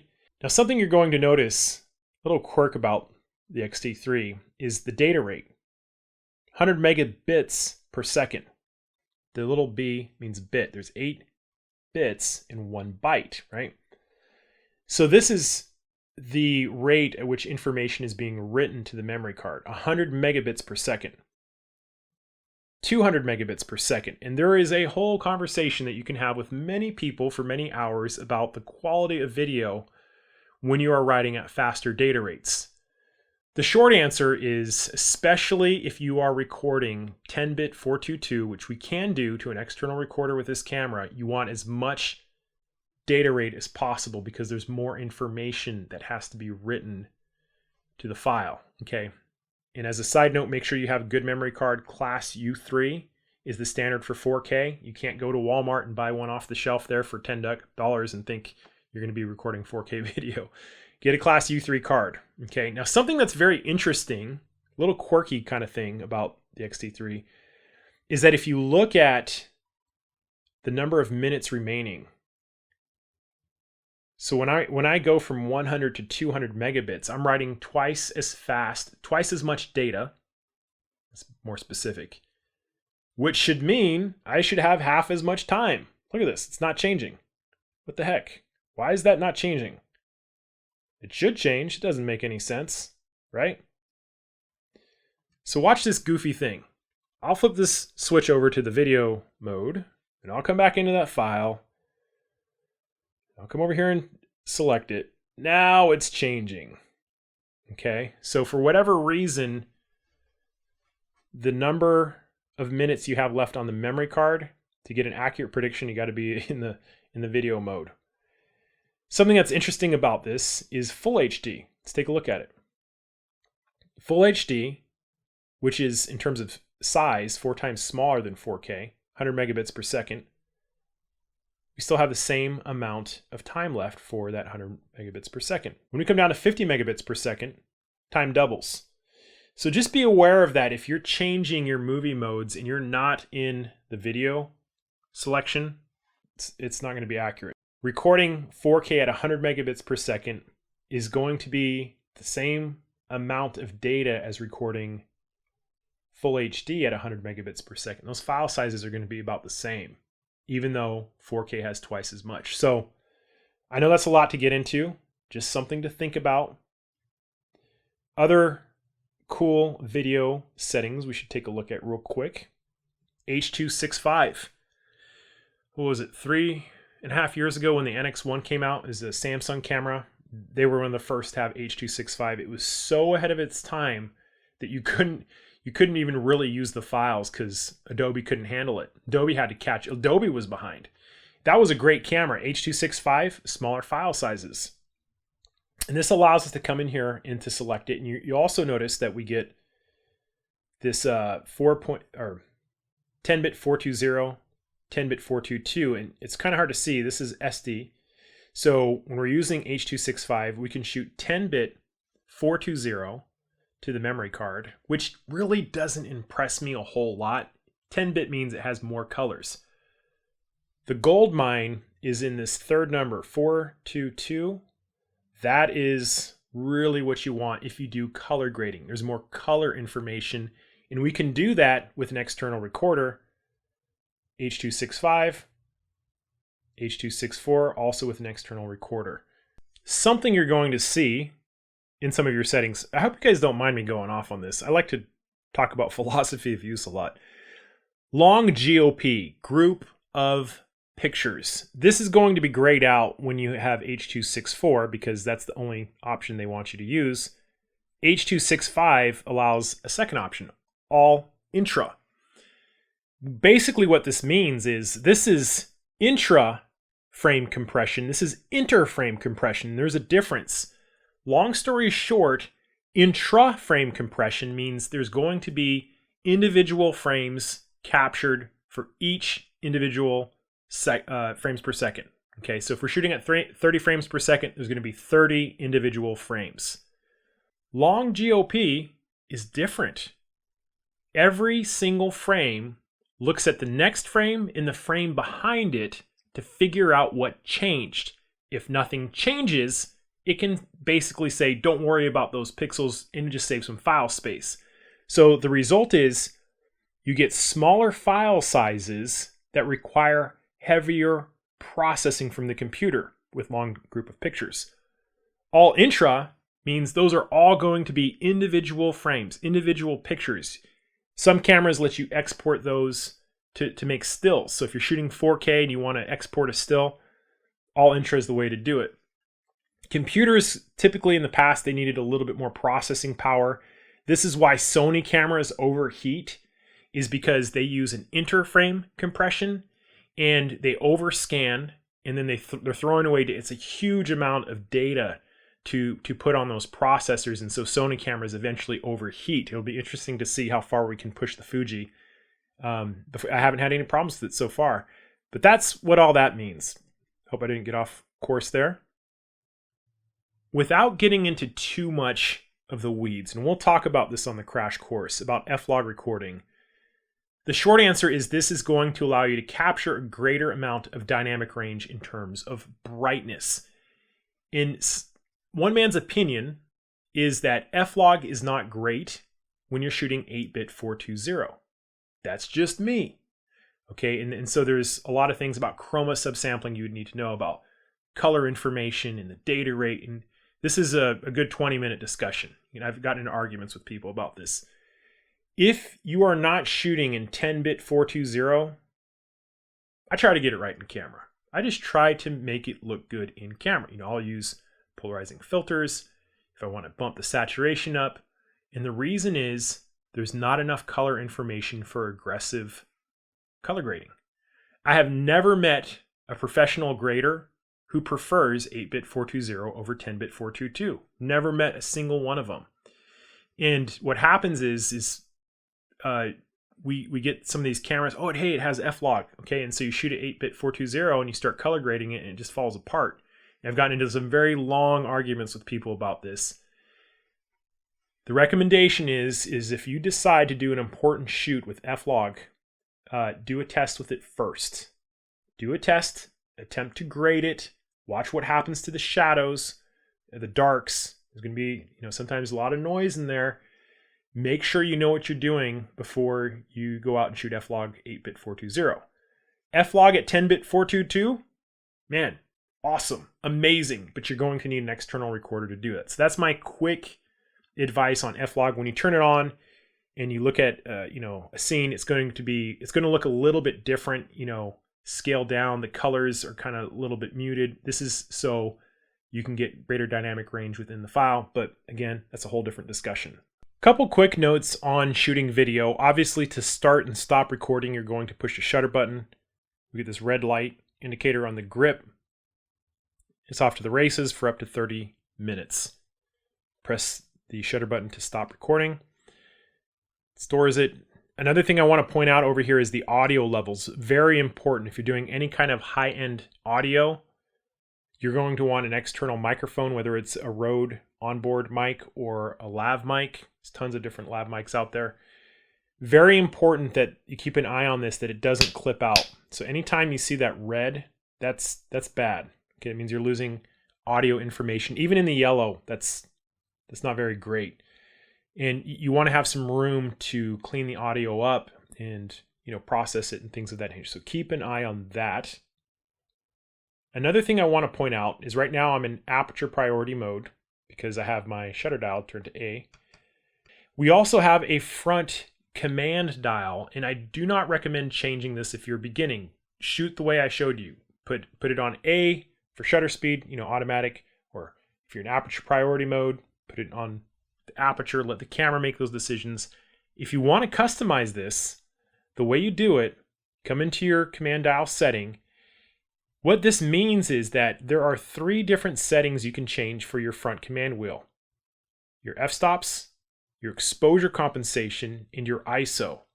The rear control wheel is going to change your shutter speed, okay, under certain circumstances. When you first look at this isn't going to make any sense, but basically what it means is that if you push that front control wheel in, you can toggle between these 3 controls. In order for this to work, you have to have the lens aperture ring set to A, first of all. Your exposure compensation should be set to C.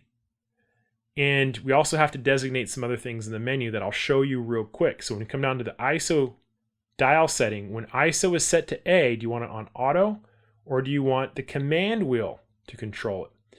If we continue to come down, aperture ring setting, when it's on auto, do you want the camera to change this or do you want to be able to do it from the command ring? So once those are set up, and I'm going to rotate the exposure compensation to C, tap the shutter button, all of these become blue. Push into the camera body, and we get this little icon here coming up. Oh, it's only toggling between ISO and exposure compensation. Let me change the ring to A. So now I have all 3 sets, and as I push into the camera body, you're going to notice something different is highlighted each time. F-stops, exposure compensation, ISO. I think it's just faster to change it on the dial, but you know, everybody's different. So if I wanted to change my aperture, now I can change it with the front control wheel. If I wanted to change my exposure compensation, now I can also do that with the front control wheel. If I want to change my ISO, I can also do that now all with the same control. So it allows you to toggle through those different things. I personally don't use that as much. I just dial in my aperture with the lens and dial in my ISO here and shoot away. Exposure compensation has a dedicated wheel, but it's there if you want it. If you come down to display custom setting, this item here, you can choose a number of items to be shown. Histogram, for example, if we wanted that. There's the histogram. So that menu item is going to allow you to change what is showing on the screen. Let's take a look at the quick menu, designated with this Q button. Very subtle controls in here that are powerful, if you don't know what they are. So it's a quick menu, basically. Base simply means is where you are now, what you have selected. And we can touch on the monitor in this quick menu. We can use a joystick. We can change our setting by rotating our rear command wheel here. And you can see that there's 7 custom settings and a base. The base means where you are now. By default, most of these are processing things that are helping to create sharpness or color. It's the recipe in terms of how these images are going to be baked. But you'll notice on the bottom we have these 4 different icons here that are kind of things like the self timer or face detection or the flash functions or the LCD brightness.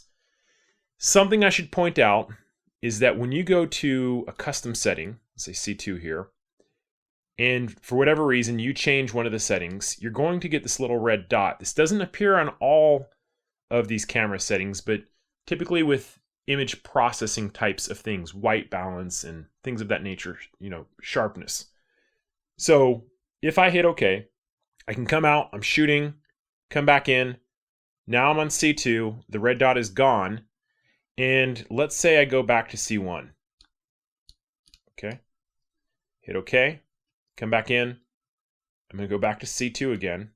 And you can see that the white balance has reverted back to what it was originally. So when you see these red dots on the picture styles, this is a temporary change as long as you are shooting in that custom mode. The moment you leave it, it is going to go back to its saved settings. Okay, so there's 2 important questions. Number 1, how do we change the saved variations into the quick menu? Number 2 is how do we change what's being displayed in terms of accessibility, okay? So when you are in the menu, this quick menu, if you push and hold the Q button, it is going to open the deep menu and you're going to have the option to customize the different settings available on that profile. Okay, so you can come in here and edit it until your heart is content. You can reset it if you want. Right? Pretty cool. And you can see that most of them start off with the different film simulations. That in and of itself is pretty neat. Okay, and you would come in here and you obviously save it, right? So if you come in here and change something, I don't know. Let's change auto white balance to that, right? Back. It's going to ask you if you want to save it. I'm going to hit cancel. That's cool in and of itself, right? I'm going to tap the shutter button, and we can also get there by coming into the menu. 3rd tab on the first page, it's right there. And the second part of this, which I think is even way cooler, is that if you push and hold the Q button in the live view screen as you're shooting, you are given a different customization option. So this screen is going to allow us to customize which features appear in the quick menu. So for example, if I was satisfied having my film simulations on my directional pad back here, maybe I don't want to have it, right? So I would select this, and I'm given 4 pages of different options of things that I could designate in that spot, anywhere from anything from a timer or nothing, or microphone, video features, really whatever you want. And so the recommendation I make to pure beginners is in the beginning, don't worry about the quick screen. Learn about your shutter speed, your aperture, your focusing, maybe white balance, learn the basics. When you become an advanced shooter and you're shooting certain kinds of situations, it's going to make sense to customize some of these. So, if you're shooting If you want RAW on a certain setting, and you just want it set up ready to go, you would go into your customizations and set that up so it would be there every time, and you wouldn't have to fumble through all these settings. So very powerful customization menu is accessed with the Q button. Real quick, let's talk about connecting by Wi-Fi. When you first get the camera and turn it on, you might get a prompt to connect by Bluetooth. I've played with the connection by Bluetooth and by Wi-Fi. The Bluetooth connection is a little laggy. It feels like the camera is always a little bit behind, so I like the Bluetooth connection more. You're going to need to download the Fujifilm Camera Remote app. It's on the Apple App Store, Google Play. Download it, make sure you have it on your smartphone. I'm using an iPhone 10. There's a lot of cool things you can do with different connectivity. One problem you may run into is at the time of this recording, if you come into connection setting and you come over to all these settings in here, you won't find Wi-Fi. You're going to find Bluetooth, but you're not going to find Wi-Fi. So for whatever reason, it is in the shooting settings, the camera icon. You're going to come down and select wireless communication. That's going to turn on the built-in Wi-Fi of the camera. I'm going to come over to my iPhone settings. I'm going to find my Wi-Fi tab, and I'm going to look for the Fuji camera Wi-Fi. Here it is. I'm going to turn that on. So I am connecting to the camera through the camera's Wi-Fi, not my home Wi-Fi. So it's direct. This will work out. If you're in the woods, you can still do this. So it's connecting to the camera's Wi-Fi. Next, I'm going to open up the app, and you can see that we're giving a number of options. The most useful is the remote control, and we'll talk about that one first. Camera's asking, is it okay to connect? Going to hit OK. So that's how you connect to the camera. And most of it's pretty straightforward. We're given certain shooting information up here, autofocus single. We have our film simulation, number of shots remaining, image size, compression. Down here we have our exposure settings. We have our shutter speed, aperture, ISO. If you want to change your ISO, you'd press ISO, and you're given a number of options from auto ISO to specific ISOs. If you wanted to change your shutter speed, you can tap left or right. If you wanted to change your aperture, you'd come in here and select aperture.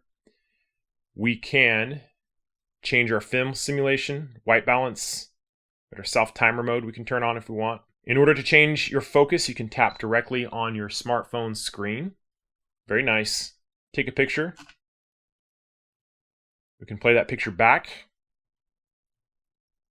There's some sample pictures I've been taking. We're given the option, I don't know if you guys saw that, but you're given the option to download it to our smartphone. And there's another option that you can select that will resize it to, I think it's 3 megapixels. If we wanted to shoot in video mode, we'd flip this lever over, get that little teeny bit of cropping off the top and the bottom, and then we can record video. And some camera apps, you see how fast it is? Some camera apps won't let you record video for whatever reason. So overall, the functionality is pretty nice. However, there is one problem that I really don't like about this app. When you exit, it's asking if I want to disconnect. I'm going to hit OK. And so it kicks you out of the Wi-Fi connection. So if I wanted to jump back in, can't do it. I have to turn my Wi-Fi back on. I can go for pairing registration, looking for Bluetooth. This is how this works. I'll wake this guy up. It's asking, pair with a smartphone. Yes. They're searching for each other like two lovers lost. Oh, and they are found. Okay, so this is how you do the Bluetooth pairing. It says this camera. I'm like, yeah, that's it. It's asking me if I want to set my date and time from the smartphone. I don't really need to. Back. Given some options in here to add location, so it'll take the GPS settings from the phone and upload it to the camera. I kind of leave that off because I don't want that extra feature running in the background the whole time. You can pair it with the time. I'm just going to select off for now. And so now we're taken back to this screen again. So we can browse the images. So there's that. See again, disconnect. Not a huge fan of that. Every time you go out of the menu, so now we're kind of stuck in this fun phase. Some of the settings we have down here in the corner is we can have an auto transfer. There, you can delete the registration, a firmware update for the camera, very useful. When I turned the camera on, I did a firmware update. This is where it's done. So it's communicating with the camera. If there's a new firmware update, you would see it on the phone, and then you could pair that way, and you could reset the app settings if you want. Sure, why not? Let's do it. So just resetted that. And something that I didn't really want to do was have to jump in to the menu each time. So I assigned a custom button here to be my wireless button for the sake of this demonstration. So I would have to come back out, reconnect in this case. This is why I'm not a huge fan of these extra steps. And so Fuji, if you're listening, you want to improve how this app works. Once you're connected, leave it in this screen until we actually leave, you know, because there's a geotagging feature. So that's my thought on it, you know, and there's these other features, auto transfer on, auto transfer off. There's some information on the website, but for the most part, it's a decent app. It's pretty good. I've seen worse.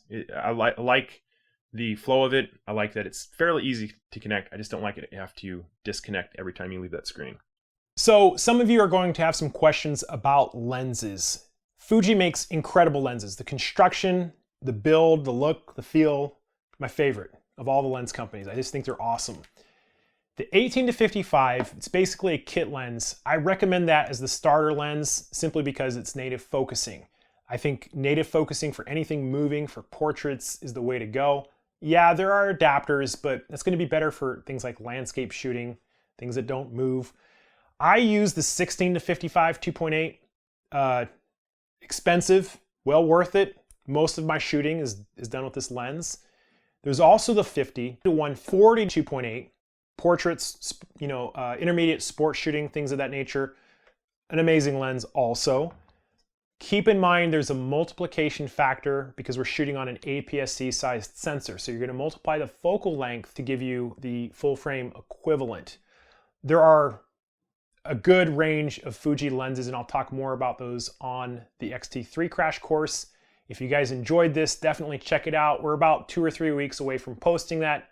I'll take you out into real world shooting situations, and I'll walk you through what I'm doing and what I'm thinking, and it'll make a huge difference in your shooting. Also check out Tony Northrup's Stunning Digital Photography, as well as my new Universal Photography Concepts course. I'll put those links in the description. Got some great tests coming. Let's find out how well the XT3 stacks up against some Sony cameras. Very interesting to see this. Thank you guys for watching, and I'll see you next time.